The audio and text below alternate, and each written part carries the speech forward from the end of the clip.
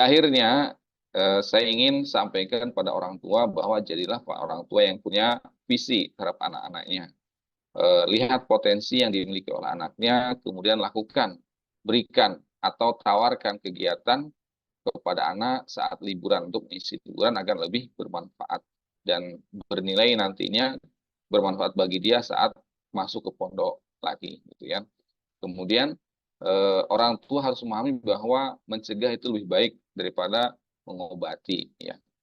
Kenapa? Jangan sampai orang tua tuh nanti kecewa setelah kejadian. Misalnya gagal anak ternyata malah meskipun mondok tapi ternyata terkena pergaulan bebas. Meskipun mondok tapi ternyata kecanduan rokok, kecanduan minuman, kecanduan judi dan lain sebagainya. Ini faktornya nanti malah eh, kejadiannya nanti malah orang tua menyalahkan pondoknya, ini pondok gimana. Padahal dari pondok itu eh, pondok sudah memberikan pemahaman, sudah memberikan ilmu, teori-teori tentang keagamaan, tapi memang itu salah satunya pergaulan dan juga kegiatan di rumahnya yang harus lebih dikontrol. Agar ini tidak terjadi, maka orang tua hendaknya melakukan pencegahan, mengontrol anak-anaknya dengan siapa saja dia bergaul saat di rumah, kemudian biarkan anak-anak ini lebih baik berada di rumah, gendong gitu ya, mungkin tidak ada kegiatan di luar, kalau memang tidak ikut kegiatan kursus dan lain sebagainya, biarkan di rumah saja membantu orang tuanya.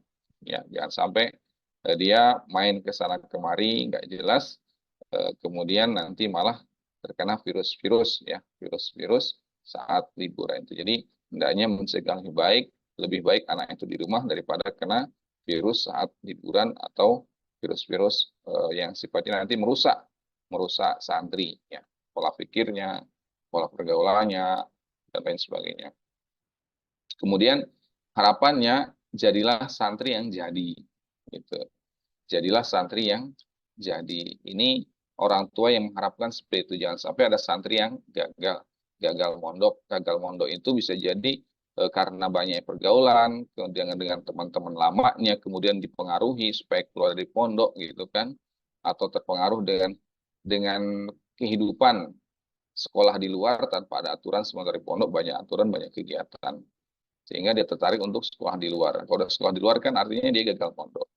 Atau gagal mondok itu yang kedua, misalnya dia sudah lulus dari pondok pesantren tapi dia tidak mampu mengamalkan ilmu-ilmu yang sudah didapatkan selama di pesantren. Nah, itu. Jadi itu juga termasuk gagal gagal mondok ya. Ini orang tua jangan sampai mendapati hal itu karena sangat sedih ya. Sedih orang tua yang mungkin menginginkan anaknya soleh, kemudian ternyata dia kecolongan.